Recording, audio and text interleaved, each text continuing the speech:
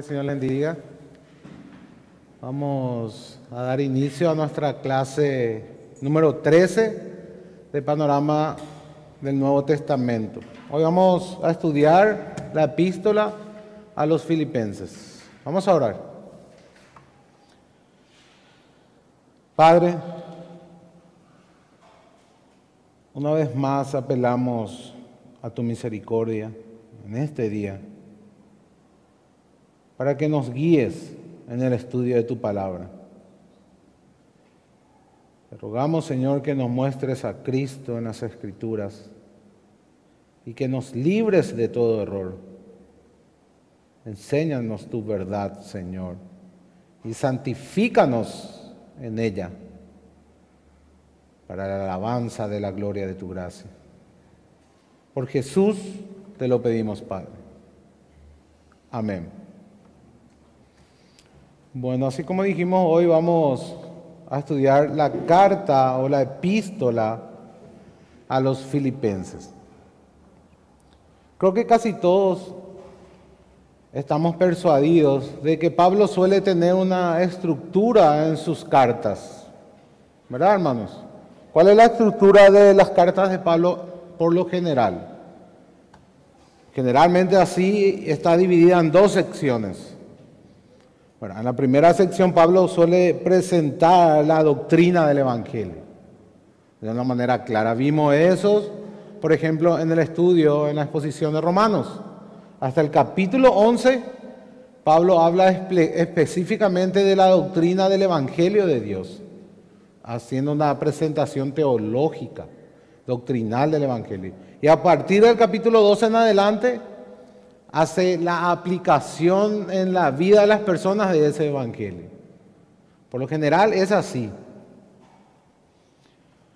Ahora, al estudiar Filipenses, vamos a ver un cambio en cuanto a esta estructura. ¿Qué quiere decir eso? Que Filipenses no tiene esa estructura. Filipenses es una epístola muy práctica que apunta a una situación específica por la cual estaba atravesando el mismo Pablo y también los hermanos de Filipos, en donde se centra, el tema central es la humildad del Evangelio. Ese es el tema central de la carta a los Filipenses. Y esa humildad es la base, es el fundamento, es la llave que nos ayuda a entender y a aplicar los mandamientos que Pablo da en la carta. Si nosotros entendemos la humildad del Evangelio, el concepto de la humildad del Evangelio, lo que Pablo explica de la humildad del Evangelio, entonces vamos a poder aplicar a nuestras vidas los imperativos que hay en la carta. ¿Se entiende, hermanos? Esa es la dinámica para poder abordar Filipenses. Ese es el propósito del estudio que estamos haciendo, de este gran estudio de panorama de toda la Biblia. Justamente tener un marco general para poder abordar cada libro y poder estudiar cada uno de nosotros en nuestras casas con más detalle.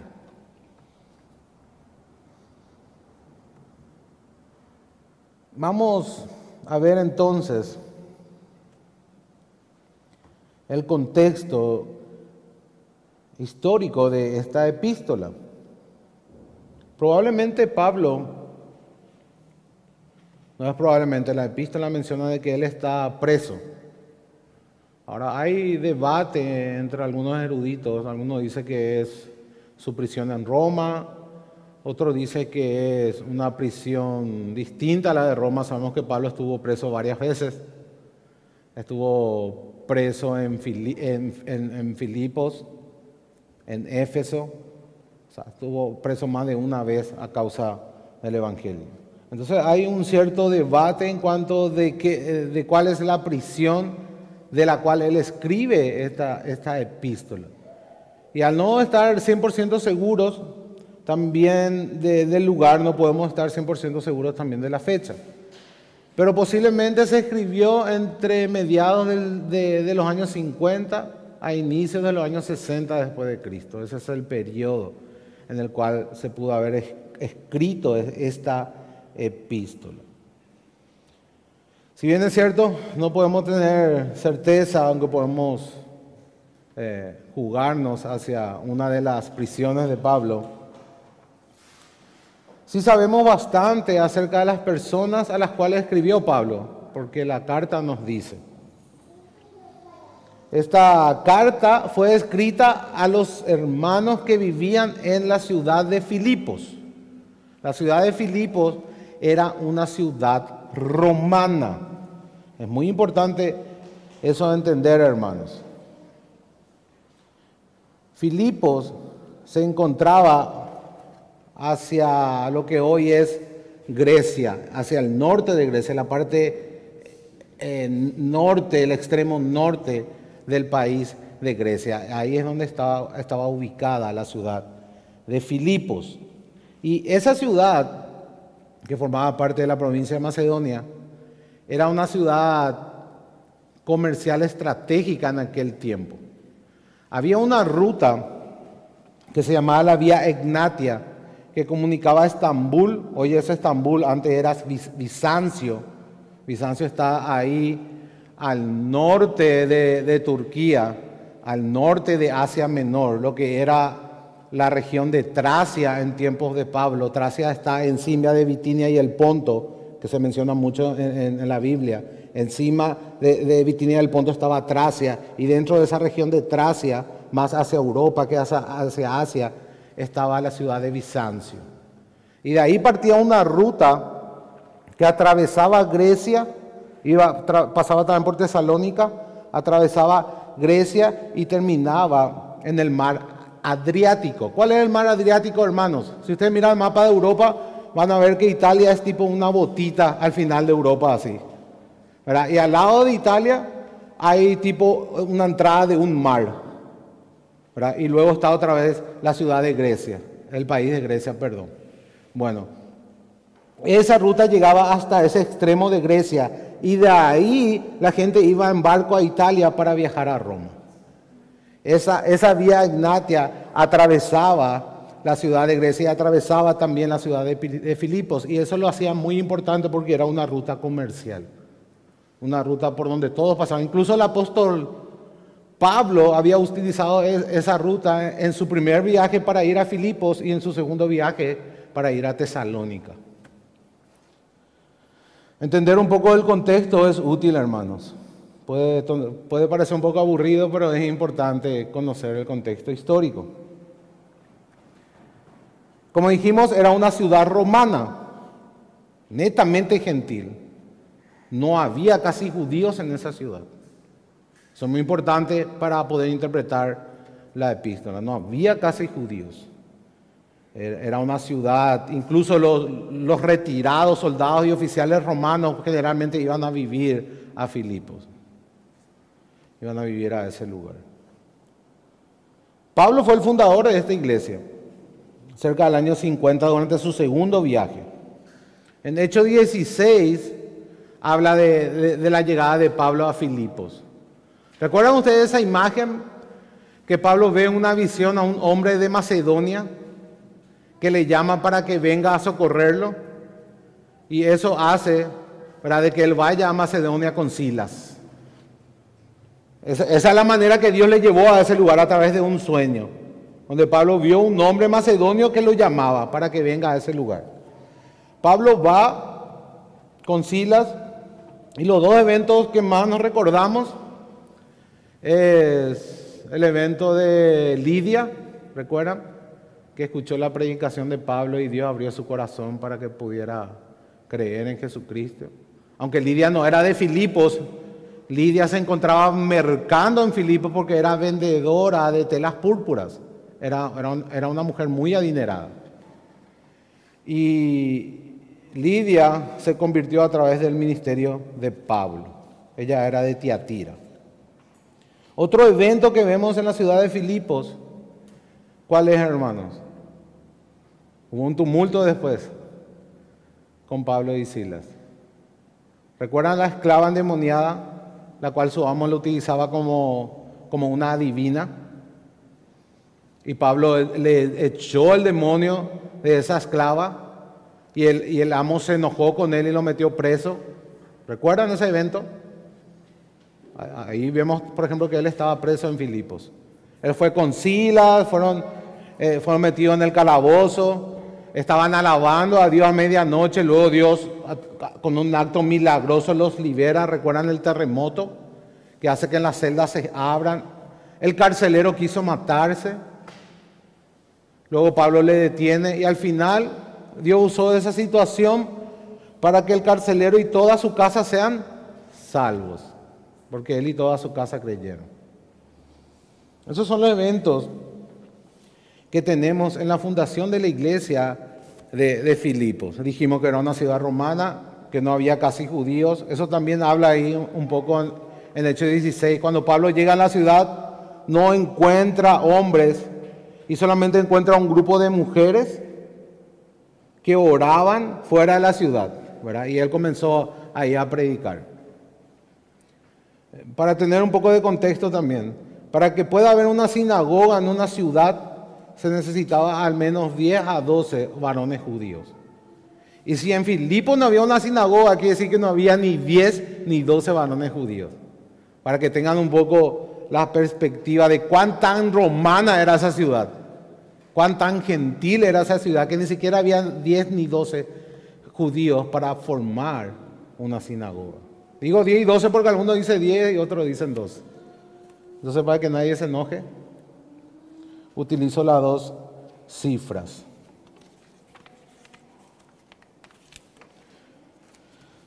Tenemos entonces, hermanos, el contexto de Filipenses, de la carta a los Filipenses. Pablo dijimos que escribe desde la prisión. Eso es muy evidente, no podemos negar. El debate está de cuál prisión. La mayoría cree que él estaba en Roma. Yo también tiendo más hacia esa interpretación, que era su prisión en Roma, la primera prisión. Y dice Pablo que estaba sufriendo por el Evangelio,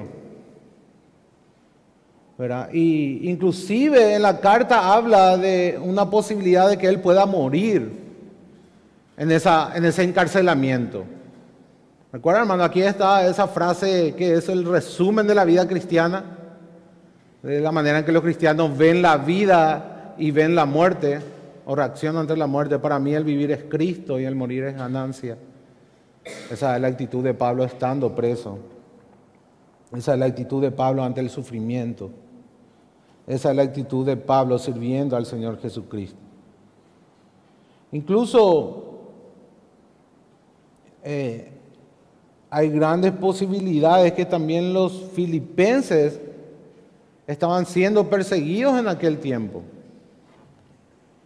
¿Verdad? Y probablemente Pablo escribe para poder contarles esa situación de lo que él estaba atravesando, de paso poder animarle a ellos a que no se depriman, a que no entren en un estado de temor, de ansiedad, modelando en la iglesia de Filipos la actitud que deben de tener en cuanto al sufrimiento, ¿verdad? Y que todo al final le pertenece al Señor. Tanto es así que ese sufrimiento Dios lo usó para la expansión del reino. Porque recuerden, Pablo dice, por ejemplo, frase como esta en Filipos, que gracias a esa prisión todo el pretorio había escuchado el Evangelio. Y el pretorio se refería al comandante general de la ciudad donde él estaba preso. Si interpretamos Roma, sería en Roma.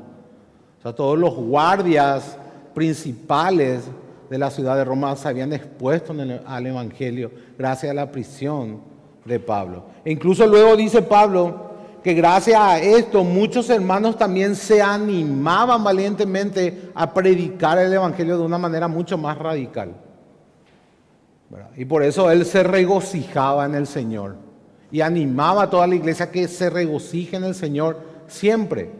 Ante toda situación, él se regocijaba, incluso por los enemigos, porque también menciona de que había otras personas que eran enemigos de Pablo, que no tenían la motivación correcta, pero predicaban de Cristo. Y por el hecho que predican de Cristo, él se regocijaba aunque sean sus enemigos personales. ¿Verdad? ¿Cuánta actitud tenía Pablo, hermanos? De la cual debemos de poder imitar. Imitadme a mí, dice también Pablo en esta epístola, así como yo imito a Cristo.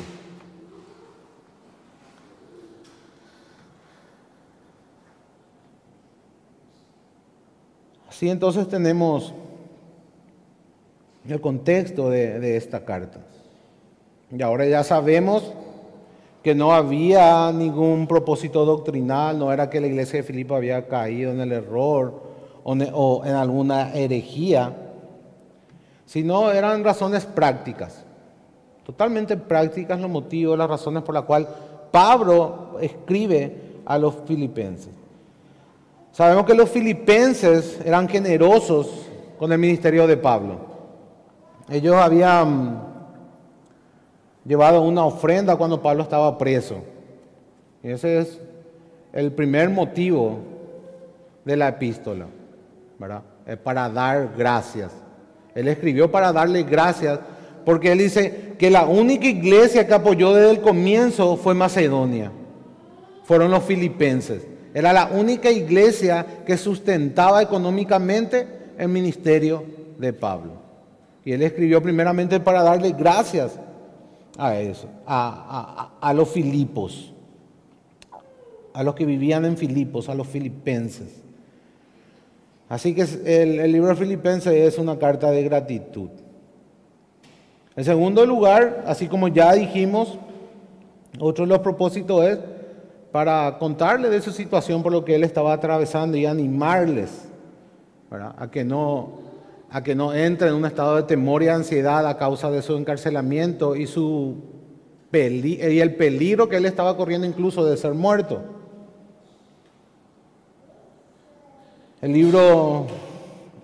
La epístola a los filipenses es una epístola ideal para ver cómo tenemos que reaccionar ante la aflicción y el sufrimiento injusto, hermanos. ¿De qué manera tenemos que reaccionar? ¿De dónde tenemos que obtener el aliento, el ánimo y el regocijo cuando sufrimos? Filipenses es una buena carta para leer cuando estamos en sufrimiento. En tercer lugar, también quería hablarles y tranquilizarles acerca del estado de Epafrodito. ¿Quién era Epafrodito? Era un filipenses que llevó la ofrenda de la iglesia hasta Roma para entregarle a Pablo. Y durante ese trayecto, Epafrodito cae muy enfermo e incluso casi murió. Eso es lo que nos dice la carta. ¿Verdad? Casi murió y la iglesia estaba muy preocupada por Epafrodito, por su estado de salud. No sabía nada de él, sabía que estaba enfermo a punto de morir y no sabía nada. Entonces también Pablo le escribe para elogiarle a Epafrodito, para animar a los hermanos que sean como Epafrodito y también para decirle que Epafrodito fue fiel y que ahora se encuentra en buena salud. Tan buena salud que él mismo fue el que trajo la carta que Pablo escribió a la iglesia. O sea, él llevó la ofrenda y trajo la carta a la iglesia. Esos tres motivos serían los motivos prácticos por los cuales Pablo escribió la carta a los filipenses. Ahora, hay un tema principal que está mucho más arriba que esta circunstancia. ¿Verdad? Pablo escribe para entregar una poderosa descripción de la humildad de Cristo al ir a la cruz. E insta a los lectores a crecer en una actitud de humildad como la de Cristo. Ese es el tema central de la carta, está en el capítulo 2.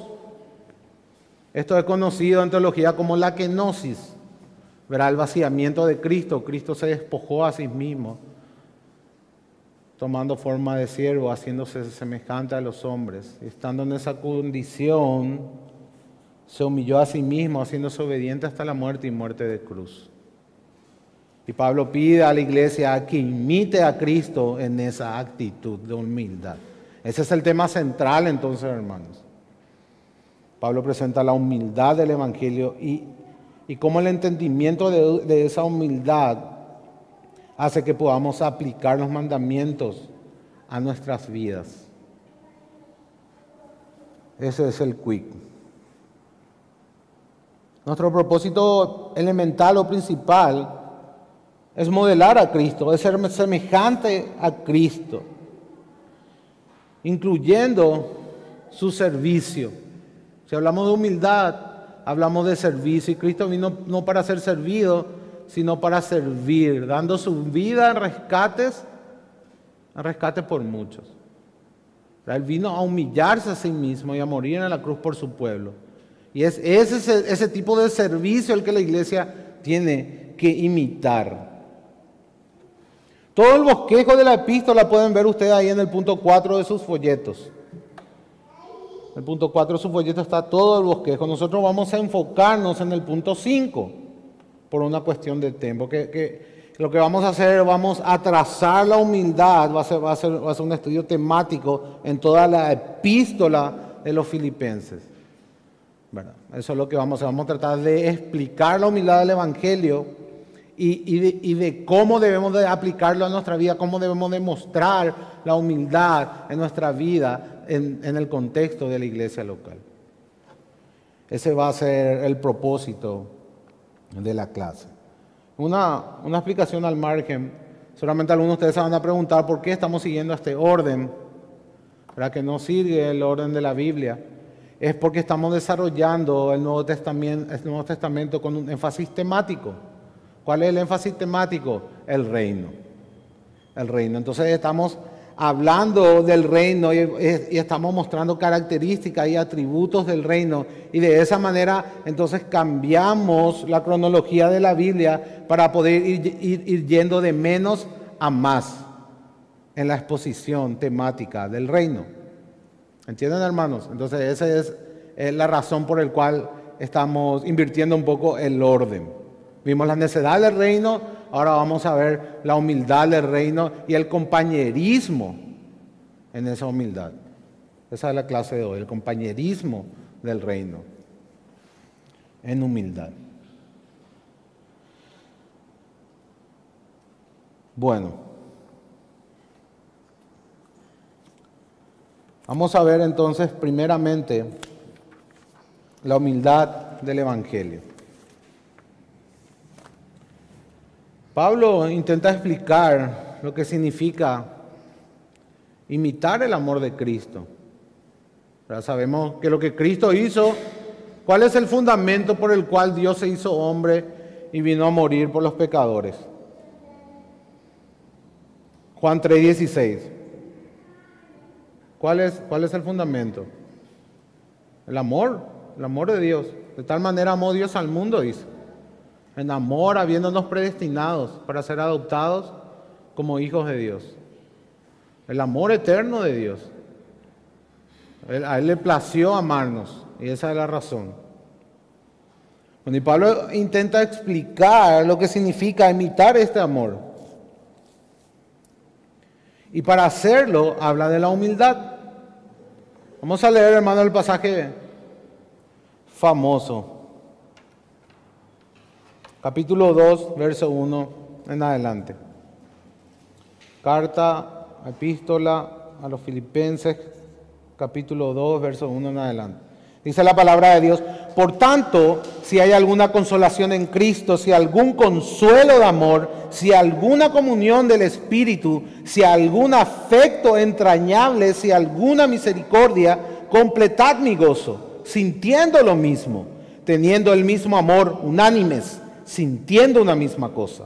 Nada hagáis por contienda o por vanagloria, antes bien con humildad, estimando cada uno a los demás como superiores al mismo, no mirando cada uno por lo suyo propio, sino cada cual también por lo de los otros. Haya pues en vosotros este sentir que hubo también en Cristo Jesús, el cual siendo en forma de Dios, no estimó el ser igual a Dios como cosa que aferrarse, sino que se despojó a sí mismo, tomando forma de siervo, hecho semejante a los hombres, y estando en la condición de hombre, se humilló a sí mismo, haciéndose obediente hasta la muerte y muerte de cruz, por lo cual Dios también lo exaltó hasta lo sumo, y le dio un nombre que es sobre todo nombre, para que en el nombre de Jesús se doble toda rodilla, de los que están en los cielos y en la tierra y debajo de la tierra, y toda lengua confiese que Jesucristo es el Señor, para gloria de Dios Padre. Esa es la presentación de la humildad que presenta Pablo como un tema para explicar el amor de Cristo y para llevarnos a imitar ese amor. Ahora, para poder entender la kenosis, o la humildad del Evangelio, el vaciamiento de Cristo, o la humildad de Cristo, debemos entender quién es Cristo primero, ¿verdad, hermanos? ¿Quién es Él? Debemos recordar su verdadera majestad, la majestad que Él renunció para convertirse en un siervo, el siervo sufriente por su pueblo. Jesús era el Dios fuerte, Padre eterno, príncipe de paz, dice Isaías 9. Daniel dice en el capítulo 7 que Él es el Hijo del Hombre que se va a sentar a la diestra del poder de Dios, que se sienta a la diestra del poder de Dios, que Él es el Hijo del Hombre a quien le fue dado todo el dominio, gloria y reino, que delante de Él todos los pueblos, naciones y lenguas se van a postrar y le van a servir, que su dominio es eterno y nunca pasará. Pablo nos dice en Colosenses que Él es la imagen visible del Dios invisible, el que tiene la preeminencia sobre toda la creación, el primogénito de la creación. Pablo nos dice que en Él habitaba o habita toda la plenitud de la deidad. Jesús es el Rey, no un Rey terrenal, el Rey de los cielos y de la tierra. Es el heredero de David, es el legítimo gobernante de Israel, del pueblo de Dios, de toda la creación. Él es el único que recibe adoración, gloria y dominio eterno. Él es Dios mismo y tiene una misión, hermano, siendo la cabeza de su pueblo que es la iglesia, conquistando la muerte, siendo el principio y el fin, el que tiene preeminencia y el juez mismo de toda la creación. Este es Jesucristo, este es nuestro Dios, este es el que no estimó el ser igual a Dios como cosa que aferrarse, sino que se despojó a sí mismo y tomó forma de siervo, hecho semejante a los hombres, y estando en esa condición se humilló a sí mismo, haciéndose obediente hasta la muerte y muerte de cruz.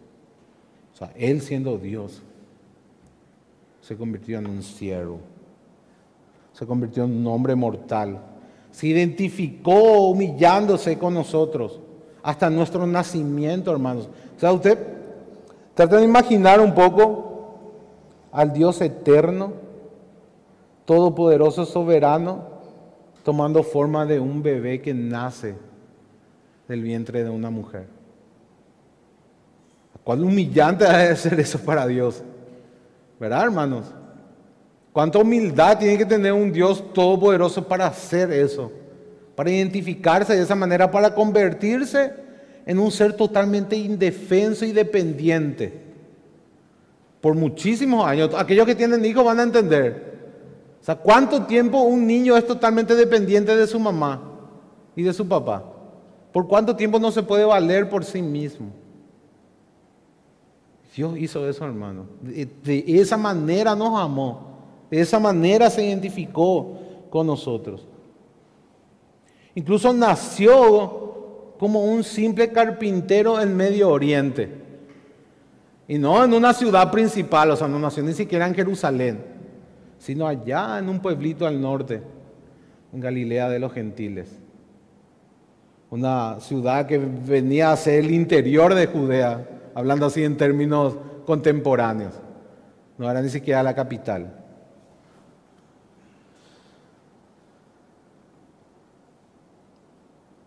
Cuando fue creciendo en tamaño y sabiduría, y cuando llegó a iniciar su ministerio después de bautizarse en el Jordán por medio de Juan el Bautista, comenzó a sentir el rechazo de todos sus con pueblanos. Tuvo muy pocos seguidores, aunque multitudes le seguían. ¿Verdad? En el aposento alto, ¿cuánto había? 100 personas al final, de todas las multitudes. No dejó ningún escrito. Ustedes se dan cuenta en nuestra Biblia, ¿hay algún libro que escribió Jesús? De puño y letra, Jesús hombre. Ni uno. No fundó ninguna escuela, ningún seminario, ninguna universidad. Fue acusado injustamente. Fue arrestado injustamente. Fue ejecutado como un criminal injustamente. Ese es el alcance de la humildad de Jesús. Es en ese contexto que tenemos que contemplar cuando dice Filipenses, se humilló a sí mismo. Y tenemos que imitar ese sentir, ese actuar de Cristo. Se humilló a sí mismo para salvarnos, hermanos, por amor. Esa es la explicación del amor que da Pablo, a través de la humildad de Cristo. Y si este Dios eterno se humilló a sí mismo y no tuvo en cuenta sus derechos, lo que Él era, lo que Él tenía, y se entregó completamente por pecadores, ¿cuánto más nosotros, hermanos? ¿Verdad que sí? ¿Cuánto más nosotros debemos de hacerlo? Fíjense que Él era Dios, era totalmente perfecto, sin mancha, y Él se hizo pecado por nosotros, para que nosotros pudiéramos ser hechos justicia de Dios. El que no conoció pecado, dice, por nosotros se hizo pecado, para que nosotros fuésemos hechos justicia de Dios, en el 2 Corintios 5:21. ¿Y cómo nos cuesta a nosotros reconocer nuestros pecados?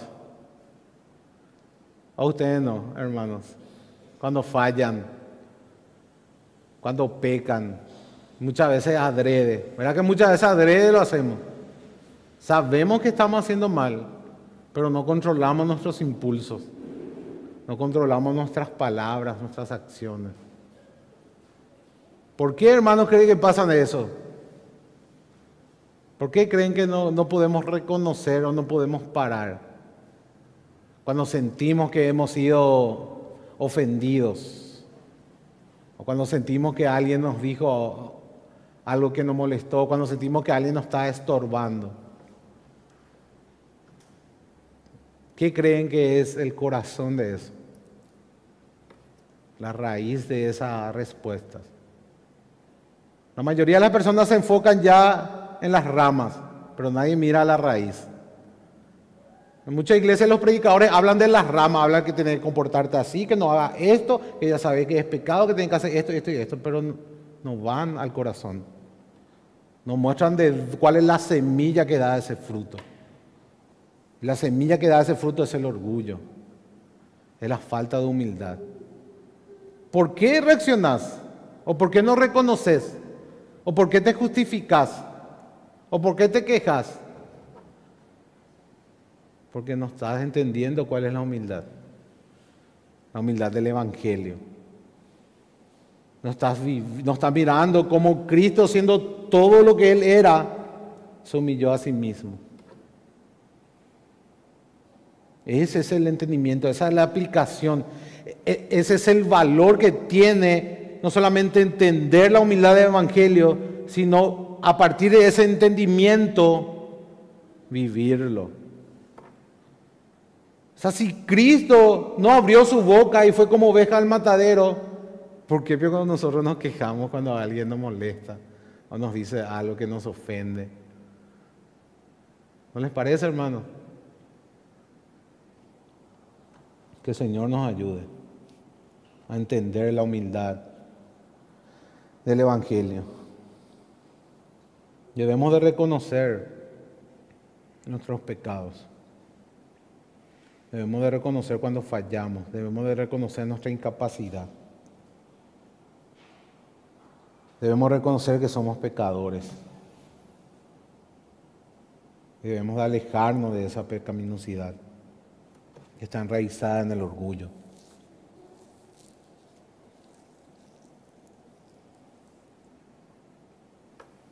Debemos de tener la actitud de Cristo. Ese es el punto. Pero si no reconocemos primero nuestra necesidad, si no reconocemos y vivimos en base a que somos pecadores, porque todo de repente levantamos la mano y creemos, sí, la depravación total del hombre. Pero nosotros no podemos fallar. Cuando alguien nos dice que nos equivocamos o pecamos, arde nuestra sangre. Ahí no hay la doctrina de depravación total. ¿Verdad? Cuando hablábamos así de teología, de doctrina, sí. Pero cuando aplicamos a nosotros, no. Nosotros somos perfectos. No podemos equivocarnos. Esa es la incoherencia entre nuestra mente y nuestro corazón. Esa es la evidencia que el orgullo aún vive en nuestro interior. Estamos llamados, hermanos, a sacrificar nuestros propios intereses por los demás. Esa es la verdad. Así como Cristo lo hizo por nosotros. Y sacrificar nuestros intereses por los demás a veces trae vituperio, a veces trae vergüenza. A veces implica que vos tenés que llevar la vergüenza de otro en ti. ¿Acaso Cristo no hizo eso? ¿Acaso Cristo no llevó nuestra vergüenza? Al hacerse hombre, luego ya ni siquiera llegamos a la cruz. Desde el momento de que siendo Dios, nace del vientre de una mujer como un niño ensangrentado, verdaderamente humano, totalmente indefenso e independiente. Él ya tomó nuestra vergüenza. Él tomó nuestra vergüenza de estar sujeto a las consecuencias del pecado. Porque Él tenía hambre, tenía sed, envejecía, se cansaba. Todas las consecuencias. Hasta tal punto que murió, como cualquiera de nosotros. Y la muerte es la consecuencia final del pecado. La paga del pecado es la muerte. El día que comieras el fruto, ciertamente morirás. La muerte no estaba en un principio, en el diseño original de la creación.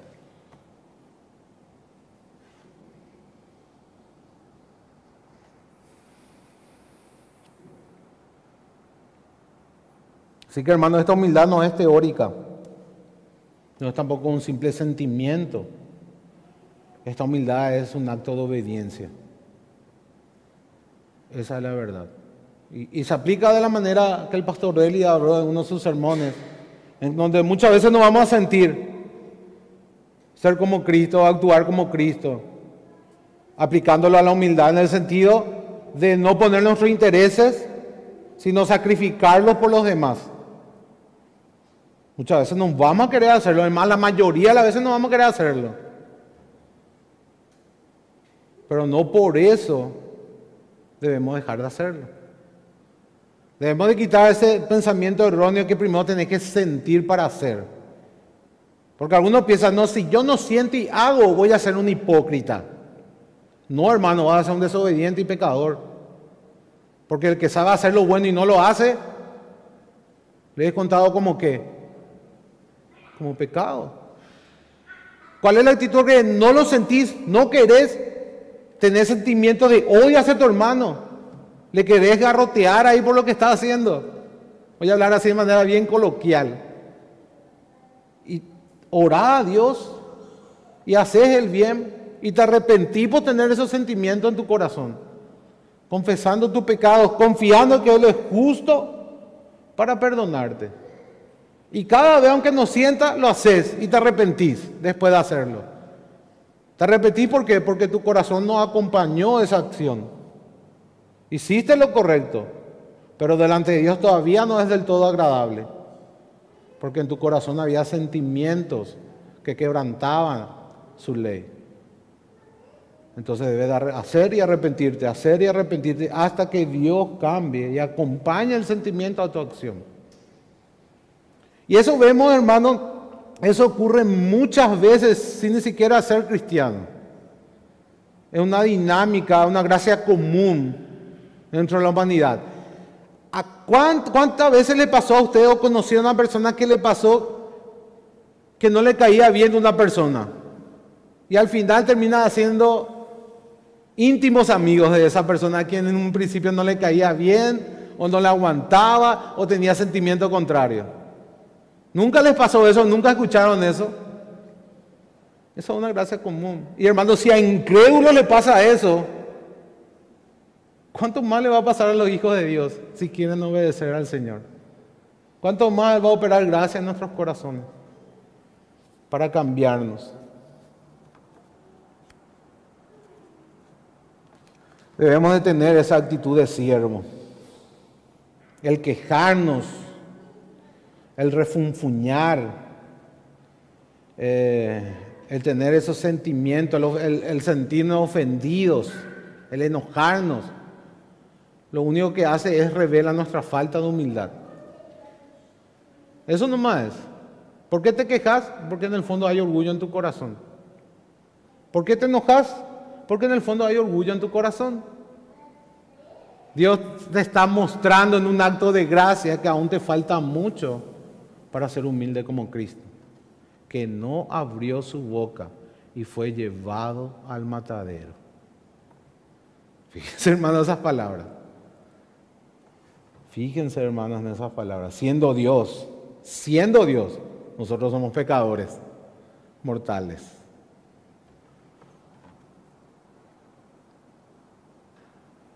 Dice una frase, un refrán anónimo que hoy compartí,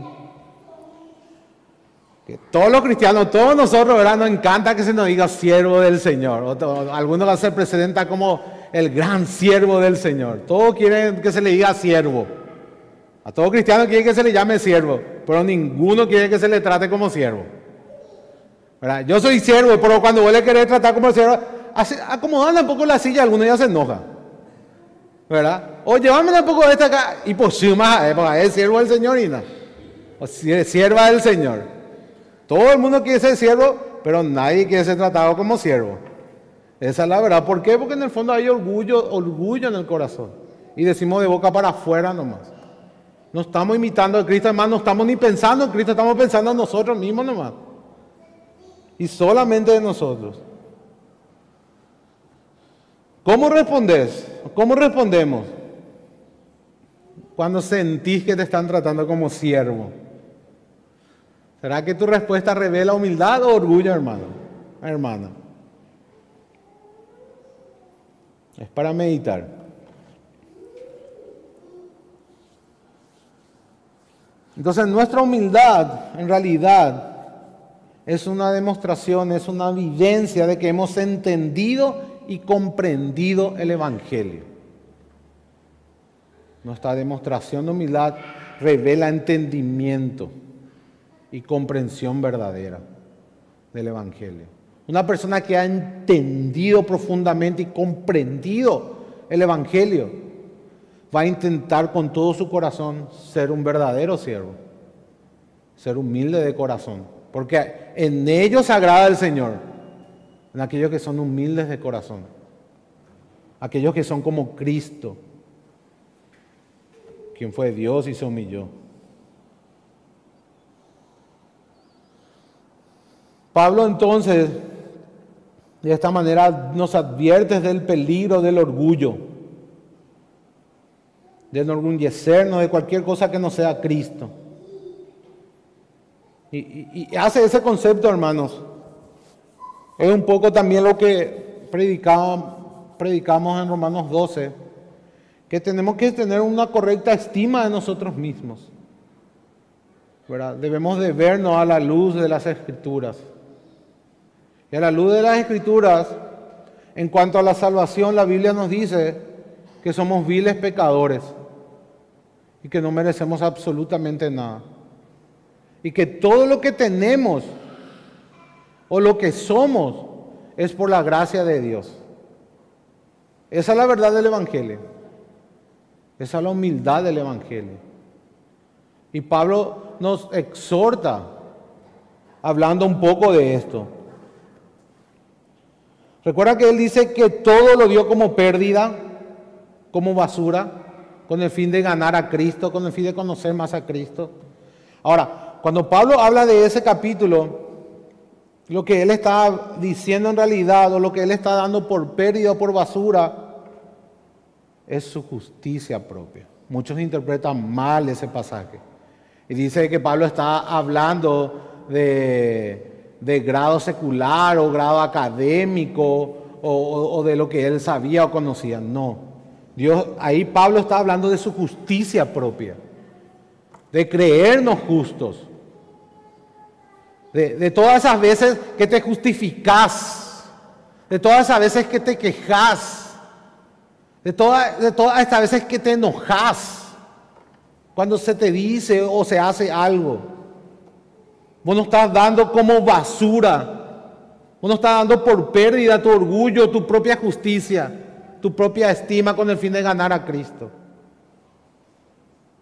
No estás aplicando a Cristo en tu corazón, no estás aplicando la humildad del Evangelio en esa situación. Es fundamental comprender la humildad y vivir la humildad del Evangelio. Y en eso todos fallamos, hermanos. Todo y todos los días. Todos los días Dios nos muestra que necesitamos absolutamente de Él. Que en nuestras fuerzas es imposible vivir la humildad del Evangelio. La humildad no es solamente una virtud moral que procuramos. No es algo externo, no es solamente un mandamiento. Es eso, pero mucho más. Sino que es la evidencia de que hemos sido salvos. Ese es el punto. Porque recuerden que Pablo presenta la humildad como una explicación del amor de Dios. Y ser amado por Dios significa ser salvo. Porque el Espíritu Santo ha derramado el amor de Dios en nuestros corazones.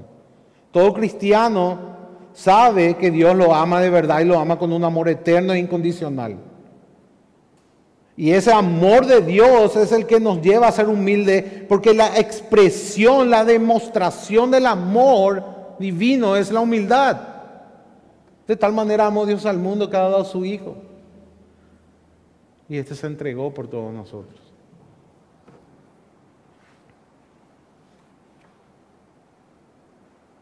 Ahora entonces vamos a ver de manera más práctica cómo se muestra esa humildad. Hemos entendido ya lo que es la humildad del Evangelio, o hemos intentado explicarla al menos de una manera resumida. Ahora vamos a ver cómo demostramos esta humildad del Evangelio en nuestras vidas y en el contexto de la iglesia. El primer punto ahí en sus bosquejos tienen ustedes, en el punto 5, nos dice que la humildad del Evangelio se muestra teniendo paciencia en el sufrimiento. Paciencia en el sufrimiento. Nuestra salvación, nuestro entendimiento del Evangelio, la manifestación del amor de Dios en nuestras vidas se muestra cuando soportamos en humildad y pacientemente el sufrimiento de nuestras vidas. Ese es el primer punto, esa es la primera aplicación que Pablo dice. Fíjense que Pablo modela a la iglesia, muestra a la iglesia el sufrimiento paciente. ¿Y cómo lo hace esto? De una manera muy práctica, reflexionando sobre la situación que él estaba pasando, sobre su encarcelamiento. En el capítulo 1, por ejemplo, dice que este encarcelamiento, ya hemos dicho, pero voy a volver a repetir, ha redundado más bien para el progreso del Evangelio. Fíjense dónde lleva la mente de la iglesia de Filipo Pablo. A que miren el sufrimiento como una obra de gracia de Dios, por la cual Dios va a obrar un bien mayor. Y ese bien mayor no solamente iba a ser obrado en Pablo, sino a través de él en medio del sufrimiento. ¿De qué manera? Extendiendo el Evangelio, haciendo que progrese el Evangelio en medio de esa situación. Dice en los capítulos 2 al 14, voy a citar brevemente algunos pasajes, Filipenses 1, 2 al 14, habla de eso, más bien para el progreso del Evangelio. Luego dice, se han hecho patentes en Cristo en todo el pretorio y a todos los demás. inclusive a los guardias romanos, a los guardias de las máximas autoridades de esa ciudad, había llegado el Evangelio. Gracias al sufrimiento de Pablo, Dios usó el sufrimiento de Pablo para llevar el Evangelio a los romanos, a los gentiles. Y no a pocos, sino a muchos. Dios se glorificó y difundió su Evangelio a través de las dificultades de Pablo. Muchas veces, hermanos, ponemos nuestros ojos en nuestras circunstancias, más probablemente la mayoría de las veces.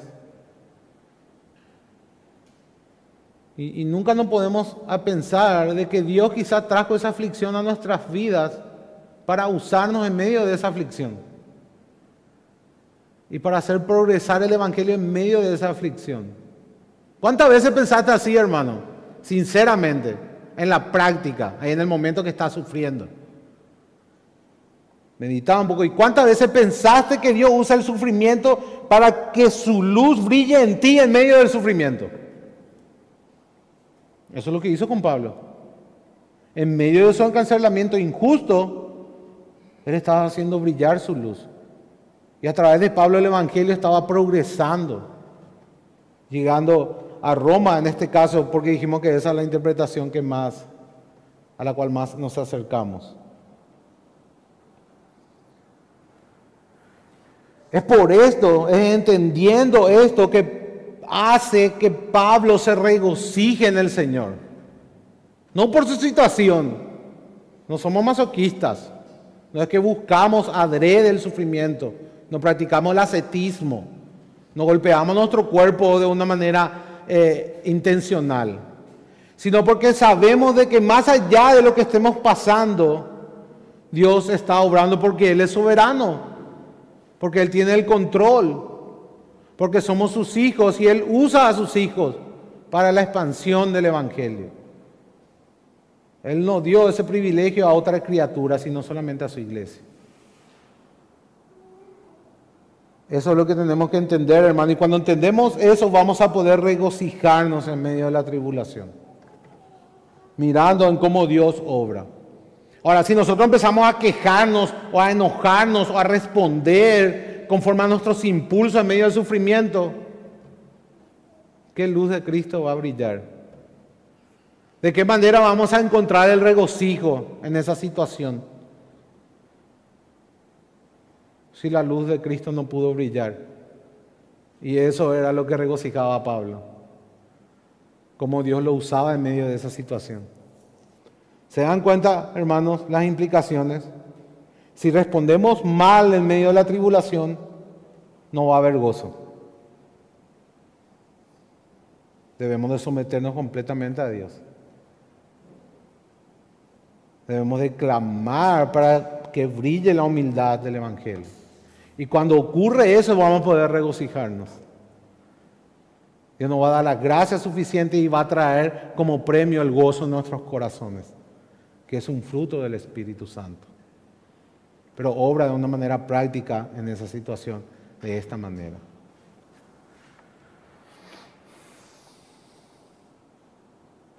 Pablo se regocijaba en todo esto. Incluso cuando sus enemigos, con malas motivaciones, predicaban a Cristo. ¿Se dan cuenta, hermanos, dónde estaba el gozo de Pablo? ¿Dónde estaba? En que el Evangelio sea proclamado. No importa lo que ocurra acá, no importa por lo que estés pasando, no importa qué tan grande sea tu sufrimiento, no importa qué tantos enemigos tengas, con tal de que el Evangelio sea predicado. Y ahí estaba puesto el gozo de Pablo, en que el Evangelio estaba siendo proclamado y estaba progresando, llegando incluso a las autoridades, a los altos rangos de Roma, al pretorio y a los demás. Incluso sus enemigos generaban gozo en el corazón de Pablo porque esos enemigos predicaban también a Cristo. Que Dios nos ayude, hermanos, a comprender y que por su Espíritu Santo esto pueda ser llevado a nuestros corazones. Porque el sufrimiento es una realidad innegable en nuestra existencia. En este mundo caído, el sufrimiento es lo único cierto que vas a tener, aparte de la muerte. Nadie escapa del sufrimiento, porque es la consecuencia del pecado.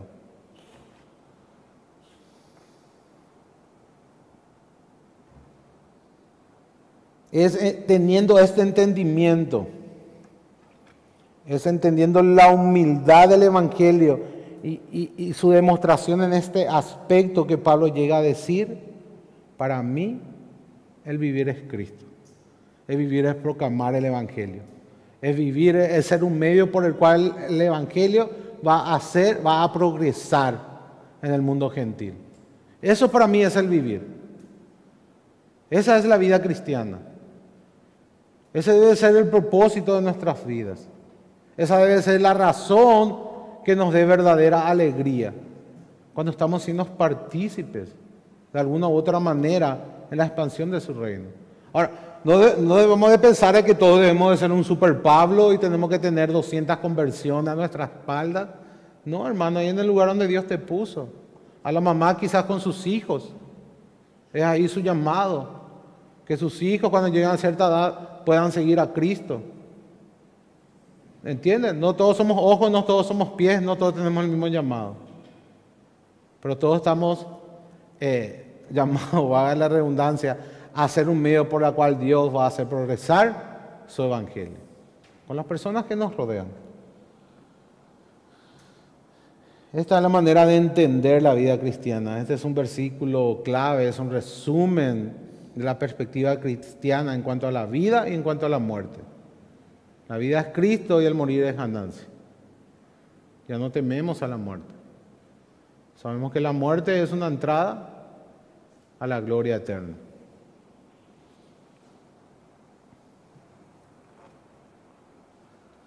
Vamos a pensar en algo. Pablo incluso, en medio de su propia muerte, porque él menciona que había posibilidad de morir, Pablo se preocupa por los filipenses. Fíjense, hermano, él estaba en una situación lamentable. Estaba preso, estaba en peligro de muerte, y estando en esa condición, él se preocupa por los demás. ¿Verdad? Él se preocupó por agradecer a los filipenses. Se preocupó por el estado de ánimo a los filipenses, quería darle palabras de ánimo, por eso dice, regocijaos en el Señor siempre. Otra vez os digo, regocijaos, otra vez, y varias veces dice gozo, a tal punto de que muchos conocen filipenses como la epístola del gozo. ¿Verdad? Una de las palabras que más se repiten, ese era el propósito de Pablo. Estando él preso, él se preocupaba por el estado de ánimo de los filipenses a causa de que él estaba preso. ¿Entendés? O sea, Pablo entendía muy bien de que estaba cuidado por Dios y que estaba dentro del propósito de Dios, porque él veía cómo el evangelio se estaba propagando estando él encarcelado.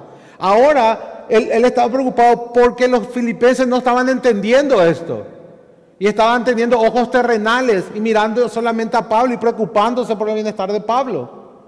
Entonces, él se preocupa y escribe esta carta y le dice, no se preocupen, el evangelio está siendo proclamado, aún por medio de ese enemigo, está llegando al pretorio, está progresando, está avanzando. Y para mí el vivir es Cristo. Esto a mí no me afecta porque yo sé en quién he creído. Regocijados en el Señor siempre. Esa es la carta a los Filipos. Y esa es la manera en que Pablo modela la humildad de Cristo en nosotros, que aún en nuestras situaciones debemos de preocuparnos por los demás. Dentro de nuestras posibilidades. Quizá, así como Pablo, no te vas a poder ir personalmente. ¿Verdad, hermano? Pablo no se podía ir personalmente. Pero orando por esa persona, ayudándole dentro de tus medidas, dentro de tus posibilidades. Eso es lo mejor que uno puede hacer por alguien, es orar. Es la mayor demostración de amor. En determinadas circunstancias, orar por alguien.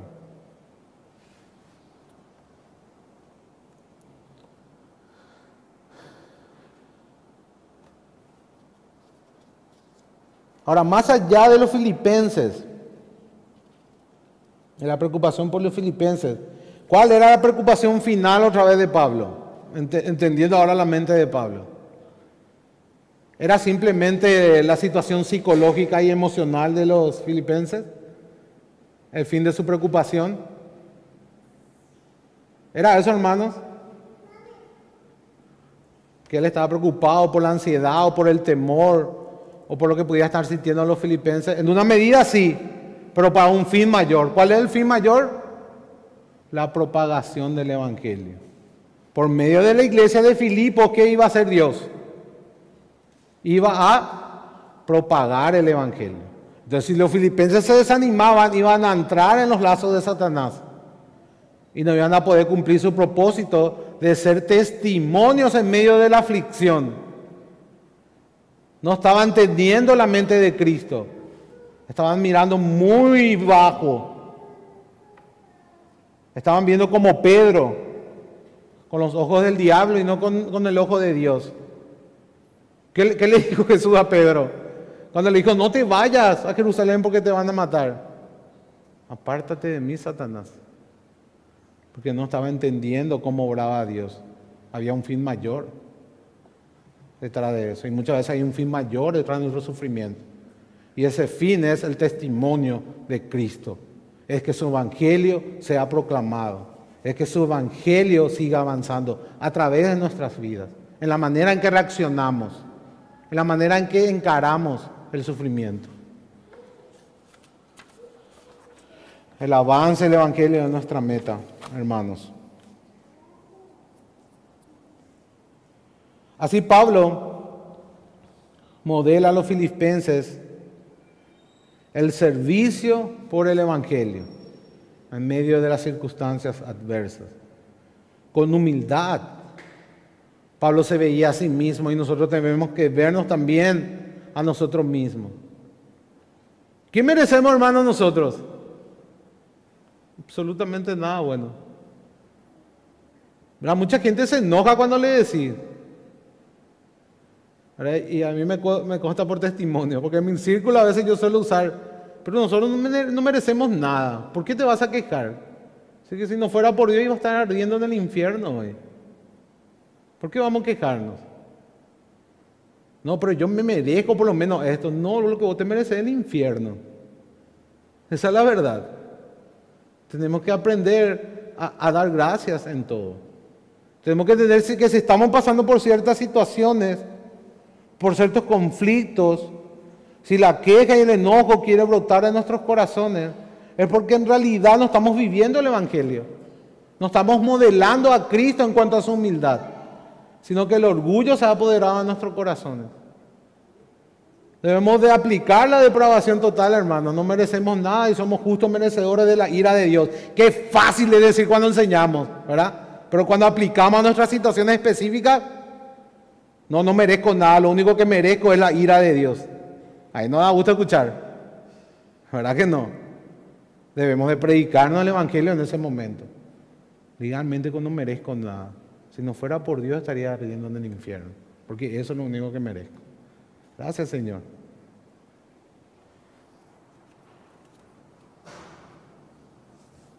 Entender el Evangelio y vivir el Evangelio son dos cosas distintas. Lo uno es necesario, lo otro también.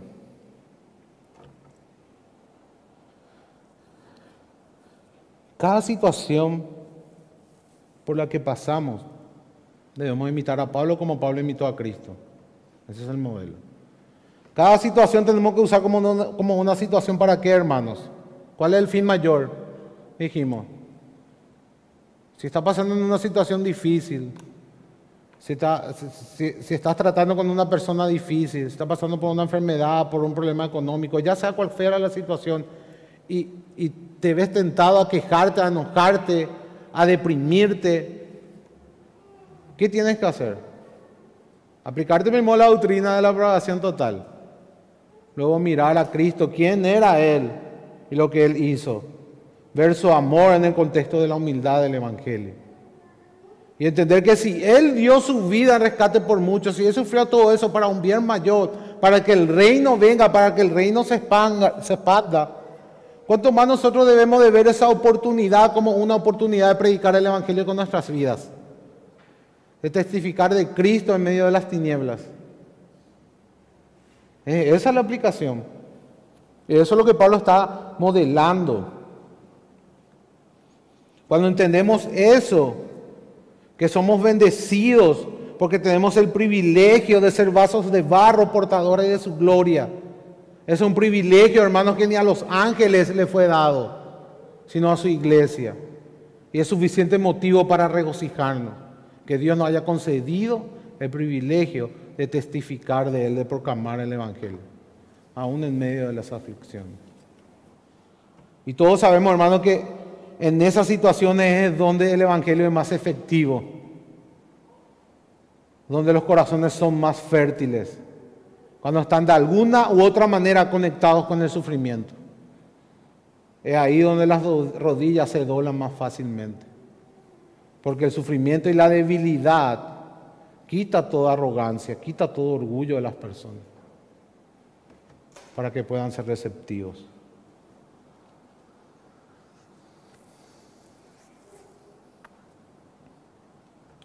Pablo regresa otra vez al final, en el último capítulo, el 4, al tema de la paciencia en todas las circunstancias, como una forma de mostrar la humildad. Voy a leer y síganme, Filipenses 4, capítulo 4, verso 11 al 13. Dice la palabra del Señor: no lo digo porque tenga escasez, pues he aprendido a contentarme, cualquiera sea mi situación. Sé vivir humildemente y sé tener abundancia. En todo y por todo estoy enseñado, así para estar saciado como para tener hambre, así para tener abundancia como para padecer necesidad. Todo lo puedo en Cristo que me fortalece. Ese es el contexto. Él entendía que Dios lo estaba usando y que si Dios lo estaba usando, a él no le iba a pasar, no, iba a morir antes de cumplir su propósito. Así para resumirlo en una frase. Para cumplir el propósito de llevar el Evangelio a los gentiles. Y nosotros también no vamos a morir hasta que cumplamos nuestro propósito de testificar del Evangelio a las personas que nos rodean. Esa es la aplicación, hermano. Entonces Pablo nos exhorta a los filipenses, a nosotros también, a modelar esta paciencia en medio del sufrimiento y las circunstancias hostiles. Vamos a leer capítulo 1, verso 27 al 30. Dice la palabra del Señor: solamente que os comportéis en medio del sufrimiento, como es digno del Evangelio de Cristo, para que, sea que vaya a veros o esté ausente, oiga de vosotros que estáis firmes en un mismo espíritu, combatiendo unánimes por la fe del Evangelio, y en nada intimidados por los que se oponen, para que ellos ciertamente en indicio de perdición, mas vosotros de salvación, y esto de Dios. Porque a vosotros os es concedido a causa de Cristo, no solo que creáis en Él, sino también que padezcáis por Él, teniendo el mismo conflicto que habéis visto en mí, y ahora oís que hay en mí. O sea, probablemente los filipenses también estaban en un sufrimiento, en una aflicción. Y Pablo modela cómo debe de ser la expresión de humildad en este sufrimiento, teniendo paciencia en medio de estas circunstancias adversas. Pablo nos exhorta a que estemos preparados para estar en necesidad, para estar hambrientos y para sufrir, sabiendo cómo confiar en la provisión de la fortaleza de Dios, que Dios nos va a dar la capacidad de resistir, hermanos, lo que tengamos que resistir. Y el fundamento para esto es no tener un alto concepto indebido de nosotros mismos. Cuando las personas se deprimen, cuando las personas se derrumban, cuando piensan que tienen el control de la situación y la situación se le va de las manos y ahí caen en depresión porque no tuvieron una percepción correcta de sí mismos. No entienden que separados de Dios nada pueden hacer, de que Dios es soberano, de que Dios gobierna en todas las situaciones.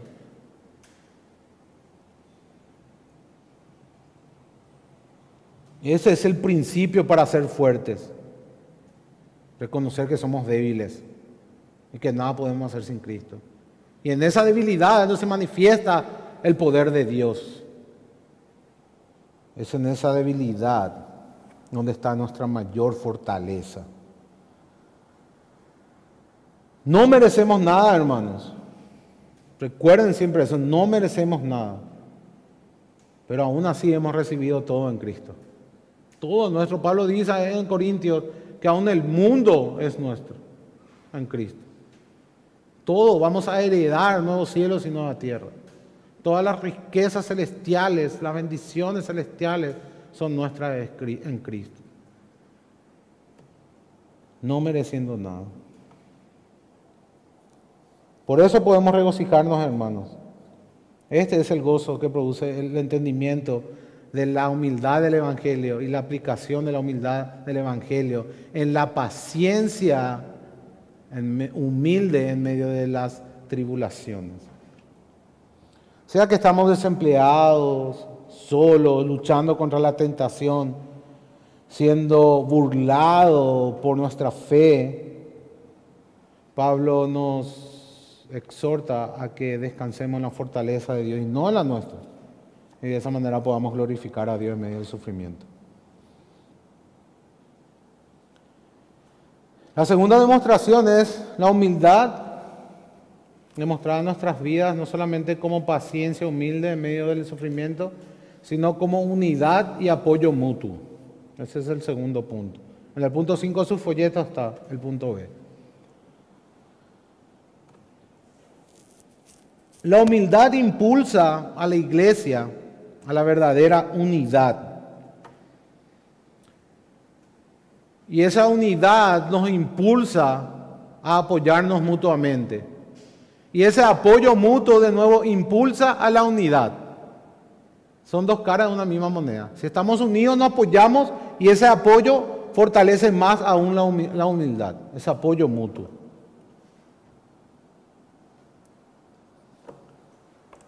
Así que la unidad y el apoyo mutuo son dos caras de una misma moneda. Vamos a recordar de nuevo cómo inicia el capítulo 2 de la carta a los Filipenses. Recuerda, hermano, completad mi gozo, dice en el versículo 2, sintiendo lo mismo, teniendo el mismo amor, unánime, sintiendo una misma cosa. ¿A qué está llamando Pablo ahí? A la unidad, ¿verdad? Sentir lo mismo, tener un mismo pensamiento, estar unánimes. Está hablando de la unidad. En el verso 27 del capítulo 1 también dice, firmes en un mismo espíritu, combatiendo unánimes por la fe del Evangelio.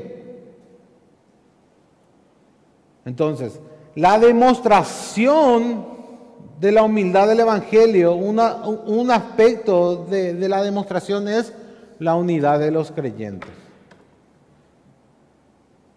Si hay unidad entre los creyentes es porque hay verdadera humildad. Si no hay unidad entre los creyentes es porque no hay humildad. Es el orgullo lo que divide a los hermanos. Y esta unidad debe ser de corazón, de mente y de acción. O sea, debe de implicar todo, debemos de buscar la unidad completa. No solamente una unidad falsa sentimental, una unidad egoísta, que solamente yo me mantengo si soy retribuido, o en base a mis emociones. No, debe de ser en base a la verdad del Evangelio, que evidentemente acompaña a las emociones y que también acompaña a las acciones.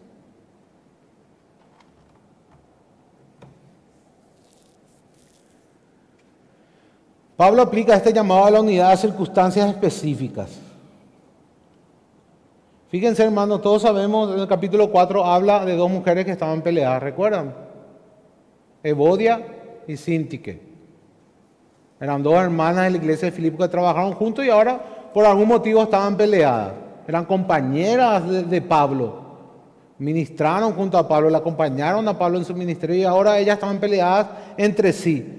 Por eso Pablo dice, haced todo sin murmuraciones y contiendas. Y insta a estas dos mujeres a reconciliarse, a ponerse de acuerdo.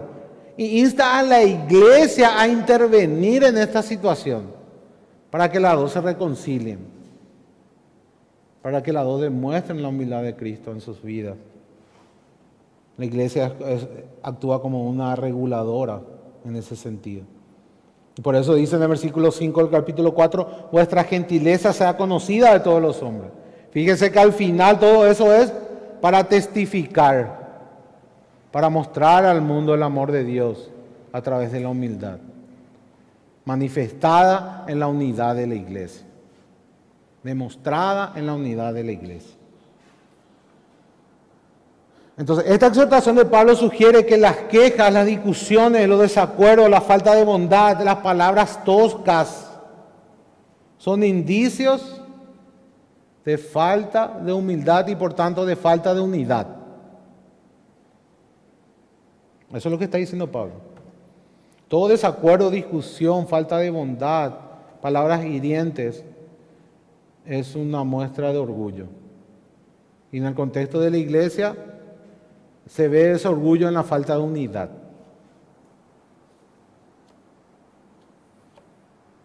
¿Cómo debemos responder ante esta situación, hermanos? Debemos de orar a Dios por la unidad y actuar dentro de la iglesia y exhortar a los hermanos a intervenir y trabajar por la verdadera unidad. Dijimos, unidad de pensamiento, unidad de sentimiento y unidad de acción. Primero tenemos que estar unidos en la doctrina. Luego tenemos que orar para que nuestro corazón acompañe. Y luego debemos de actuar, sintamos o no sintamos, en pro de la unidad, en pos de la unidad. Esa es la manera, hermano. La unidad no es automática y algo de eso nosotros ya estudiamos. O sea, no es que la unidad va a venir de manera automática nomás. Un misticismo así totalmente absurdo, que uno está nomás acá y vamos a estar todos unidos. No, se trabaja intencionalmente por la unidad. Se actúa en base a la unidad. Se enseña con el propósito de unir a la iglesia. Y se ora para que Dios cambie nuestros corazones. En el capítulo 2, 3, 4 dice, nada hagáis por contienda o por vanagloria. Antes bien con humildad, estimando a cada uno de los demás como superiores al mismo, no mirando a cada uno por lo suyo propio, sino cada cual también por los otros. Esto hacía la iglesia de Filipo por Pablo. Recuerden que la iglesia de Filipo, según Pablo habla en Corintios, era una iglesia pobre, que no tenía mucho para dar, y que ellos dieron mucho más de sus fuerzas, dice. No mirando lo suyo propio, considerando a otro mejor en ese sentido, sacrificando lo suyo por el bien de los demás, por un propósito mayor, hermanos. Ese es el punto. No es un propósito terrenal o egoísta para manipular a las personas. No, el propósito es la proclamación del Evangelio. ¿Por qué la iglesia de Filipo sostenía a Pablo más allá de sus fuerzas? Porque Pablo testificaba del Evangelio. Porque Pablo era el apóstol a los gentiles, porque Dios lo iba a seguir usando para llevar el Evangelio a todas las naciones. Mediante Él viva, mientras Él viva. ¿Entienden? Ahí estaba la mente de la iglesia de Filipo, mucho más allá de simplemente el bienestar corporal de Pablo, sino de un bien mucho mayor, el bien de Cristo, el bien de la gloria de Dios, por medio de la proclamación del Evangelio.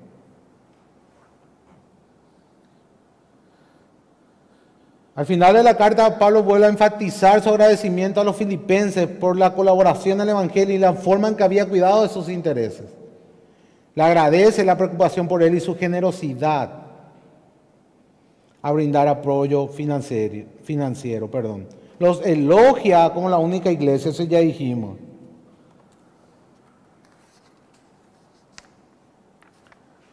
Entonces, dar apoyo y experimentar sufrimientos están relacionados. ¿Verdad, hermanos?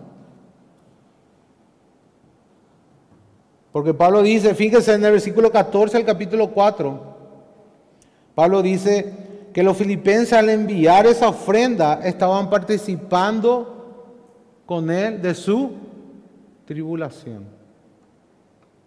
De su tribulación. Entonces, dar apoyo y experimentar sufrimiento están relacionados. Son formas diferentes de vivir la humildad del Evangelio. Ser generosos. Una persona orgullosa va a ser generosa por naturaleza. No, porque va a ser egoísta, no va a dar más allá de su fuerza. Va a dar si le sobra. Y lo va a hacer para jactancia. ¿Verdad, hermano? El sufrimiento y el ser generoso son expresiones de la verdadera humildad. También una manera de demostrar la humildad es la dependencia de Dios. O sea, no solamente se demuestra en la unidad y la generosidad, sino en el entendimiento de que no podemos imitar la verdadera humildad de Cristo en nuestras propias fuerzas. Ninguno de nosotros podemos sufrir pacientemente, podemos trabajar por la unidad o colaborar con el Evangelio únicamente con la fuerza de nuestra voluntad o de nuestro carácter.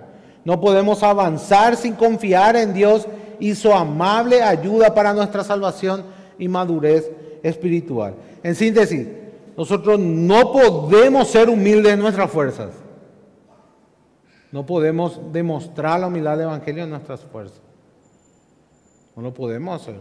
No podemos ser pacientes en el sufrimiento. No podemos tener verdadera unidad ni ser generosos. No podemos hacer absolutamente nada bueno sin la ayuda de Dios. Separado de Él, nada podemos hacer. Juan 15.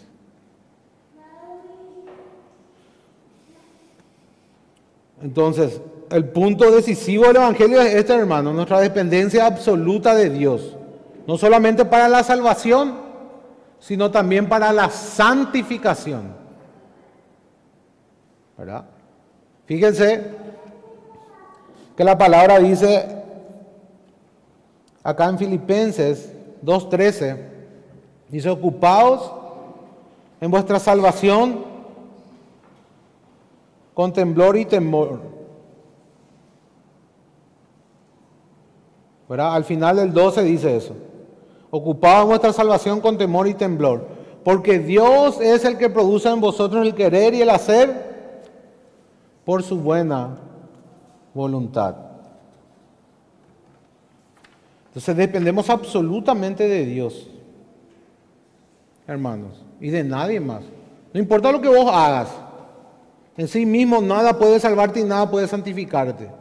Por más de que asistas a la iglesia, por más de que estudies la Biblia, por más de que ores, por más de que des tus ofrendas, esas acciones en sí mismas, separadas de Dios, nada pueden hacer. Son un medio, sí. Son cosas buenas, sí, son un medio por la cual Dios obra. Pero no es que el estudiar en sí te hace más santo. Es Dios el que te hace más santo. A través del estudio, porque a través del estudio le conoces más a Él. Es así como opera. Es allí donde debe estar puesta nuestra confianza, no en el estudio mismo, sino en Dios. No en congregarnos mismos, sino en Dios obrando a través de eso. ¿Se entiende, hermanos?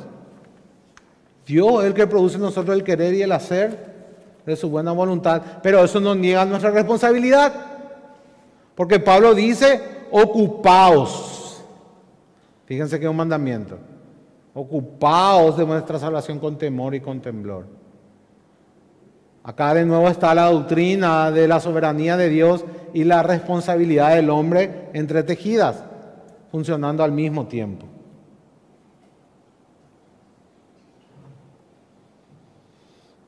Debemos depender de Dios porque no tenemos otra opción. El último punto para cerrar. Una demostración de la humildad, ya vinimos construyendo esto, es modelar a Cristo o el ejemplo de Cristo o el testimonio de Cristo unos a otros. Acá en la iglesia, Mi manifestación de humildad dentro de la iglesia es que mis hermanos puedan ver en mí ¿a quién? A Cristo. Y cuando Pablo dice, imitadme a mí, puede parecer arrogante, ¿verdad que sí, hermano? ¿Qué van a pensar ustedes si yo me pongo acá y le digo, imítenme a mí?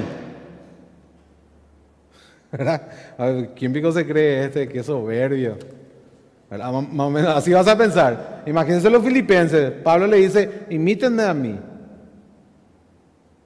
Pero él no está haciéndole que le miren a él como persona.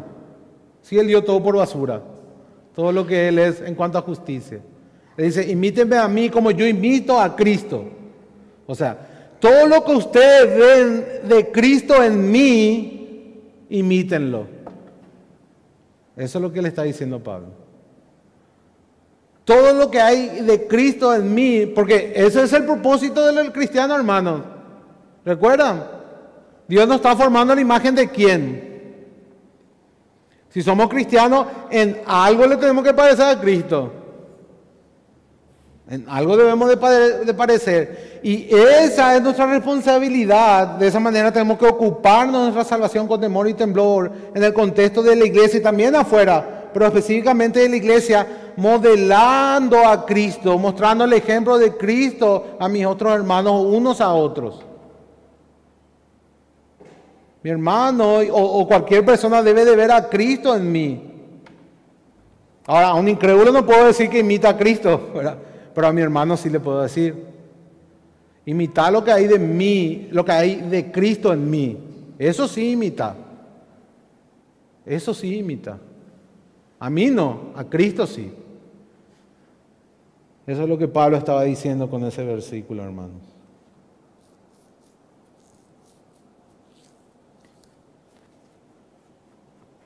Y fíjense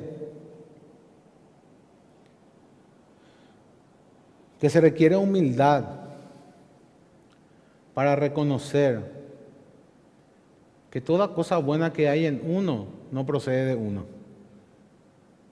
¿Verdad, hermano? Que se requiere verdadera humildad. ¿Qué hace cuando alguien viene y te elogia por algo bueno? ¿Cómo te sentís? ¿Cómo se pone tu corazoncito ahí en ese momento? Cuando alguien viene y te da grandes elogios. ¿Verdad que querés quedarte con esa gloria? Hay que tener suficiente humildad para reconocer, si hay algo bueno en mí, es solamente porque Cristo lo hizo. Eso es lo que decía Pablo. No soy yo, sino la gracia que opera en mí. Esa es la verdadera humildad. Mostrar a Cristo en nuestras vidas a los demás, y especialmente a nuestros hermanos, para que ellos se vean provocados a imitar a Cristo también. Esa es una manifestación de la humildad. Modelar a Cristo unos a otros. No señalarnos a nosotros mismos. Ningún cristiano que es verdaderamente humilde se va a mostrar a sí mismo o va a hacer que las personas le miren a él, sino va a hacer que las personas le miren a Cristo. Cuando un predicador, cuando un maestro se apunta a sí mismo, es porque está rebosando de orgullo su corazón. El predicador lo que tiene que hacer es mostrar a Cristo. Hoy los predicadores, ¿cómo son, hermanos? Se presentan delante de su congregación como hombres irreprensibles, como hombres que nunca pecan. Por poco no tienen alas y aureola. No, el pastor nunca lo puede equivocarse o pecar. Él siempre se presenta como perfecto, solamente reprendiendo, pero nadie le puede decir nada. ¿Alguna vez ya lo experimentaste? ¿No puedo hacer una pequeña crítica al pastor sobre su sermón o sobre una actitud? ¿Cómo responden generalmente? Mira, hermana, acá yo soy el pastor. Y Hebreo 13:17 dice, obedece a vuestros pastores. Está sujeto a ellos. ¿Verdad? Esa es la actitud. ¿Qué hay ahí, hermanos? Orgullo. O muchos sí que dicen en el púlpito, no, si ustedes ven una falla en mí, siéntanse libres, hermanos, vengan, díganme. Si algo en mi sermón les parece que no es bíblico, yo estoy abierto, hermanos. Vengan, pero te vas y se arma la tercera guerra mundial, ¿verdad? Y posible de por vida la pastor Nendie. De por vida se enoja contigo. Esa es la verdad, hermano. ¿Por qué? Porque el púlpito está lleno de orgullo. Los pastores tienen temor a mostrarse en realidad con sus debilidades. O como son en realidad. Y es porque no entienden el Evangelio. Esa es la verdad. Son neófitos en cuanto al Evangelio. Porque si Jesucristo, siendo Dios eterno, se humilló a sí mismo, ¿quién somos nosotros para mostrarnos superpoderosos? En nuestra debilidad, hermano, es donde Dios va a mostrar su poder. Demostrando a la gente a Cristo. El objetivo es que Dios sea glorificado, no nosotros. Debemos de testificar a Cristo. Debemos dar testimonio a Cristo, a los incrédulos. Y testificando a Cristo debemos alentarnos mutuamente unos a otros, soltándonos al amor y a las buenas obras. Esa es la aplicación del mandamiento de Jesús en el Sermón del Monte cuando dijo, vosotros sois la luz del mundo. En una ciudad sentada sobre un monte no se puede esconder. Así alumbre vuestra luz delante de los hombres. ¿Es nuestra esa luz? No. Somos vasos de barro portadores de su gloria. La luz es Cristo. La fuente de esa luz es Cristo. Debemos de modelar a los demás el Evangelio, el amor de Dios demostrado en las diferentes facetas de la verdadera humildad. Eso es ser luz. Eso es ser luz. Y hermanos, las estrellas no tienen que ser especiales para brillar. ¿Verdad que sí? No es que hay algunas estrellas nomás que brillan y otras no. Todas las estrellas brillan. Está en su naturaleza hacer eso. Así también, hermanos, ningún cristiano tiene que ser un cristiano especial para brillar. Todos los cristianos estamos hechos para brillar. Fuimos creados en Cristo Jesús. Hechuras suyas somos, para andar en buenas obras que Dios la preparó de antemano. Todos estamos llamados a hacer luz, a brillar con la luz de otro, con la luz de Jesús. No necesita ser un super cristiano para hacer eso. Cualquier cristiano está llamado a hacerlo y tiene la capacidad de hacerlo. Y ahí debemos de examinarnos, hermanos. Mirar nuestras vidas. Hoy te llamo a que hagas eso. Que mires tu vida. Que mires tus testimonios. Las personas que te rodean. ¿Qué luz están viendo? ¿A quién Cristo le estás predicando? ¿Cuánta humildad están viendo en vos? ¿Cuánto de Cristo están viendo en vos? ¿Cuánto de lo que vos sos o haces podés decir, invitadme a mí así como yo invito a Cristo? Ese es el llamado de hoy. Debemos de examinarnos, hermanos. Esta epístola es una representación hermosa y edificante de la verdadera humildad. La humildad del Evangelio, la humildad de Cristo, aquel que siendo Dios no estimó el ser igual a Dios como cosa que aferrarse, sino que se despojó a sí mismo tomando forma de siervo y haciéndose semejante a los hombres. Y estando en esa condición de hombre, se humilló a sí mismo y fue obediente hasta la muerte y muerte de cruz. Ese es el ejemplo, ese es el modelo que tenemos. Es allí donde debemos de mirar. Si seguimos a Cristo, debemos de vivir como Él vivió, dice Juan. Esa es la evidencia de que hemos sido salvos. Estamos llamados a seguir a Cristo en el sufrimiento. No solamente se nos concedió la fe, sino el sufrir por Él. Estamos llamados a seguir a Cristo en el servicio. entregándonos, sacrificándonos a nosotros mismos por lo demás, por la iglesia, por la causa del Evangelio. Estamos llamados a seguir a Cristo por medio de la unidad de la iglesia, no murmurando unos de otros, no hablando mal unos de otros, no contendiendo unos de otros, sino buscando la unidad de manera directa, de manera volitiva, en nuestra mente, en nuestro corazón y en medio de nuestras acciones, también con nuestras palabras. Estamos llamados a seguir a Cristo al depender absolutamente de Él y a mostrar al Señor Jesús en nuestras vidas, unos a otros y a todo el mundo. Oremos. Señor y Padre,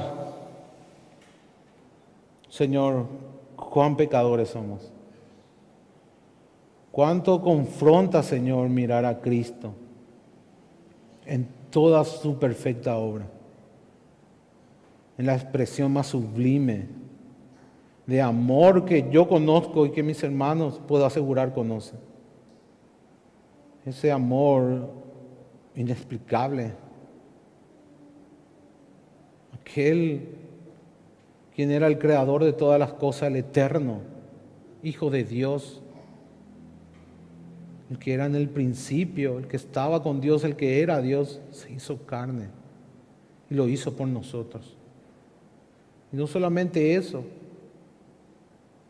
sino que vino a morir en una muerte miserable, como un criminal, teniendo poder para destruir toda esta creación con una sola palabra. Él se humilló por amor. Él nos mostró qué es amar. El amor es algo práctico. El amor es Cristo. Ayúdanos, Señor, a poder practicar la humildad. Entender que ser humildes no es una opción. Es un mandamiento y es la evidencia de que hemos sido salvos, de que el amor de Dios ha sido derramado en nuestros corazones, porque la manifestación del amor, del verdadero amor, es la humildad, es la verdadera humildad. Ayúdanos, Señor, y ten misericordia de nosotros. En el nombre de Jesús te lo imploramos. Amén. Señor le bendiga, hermano.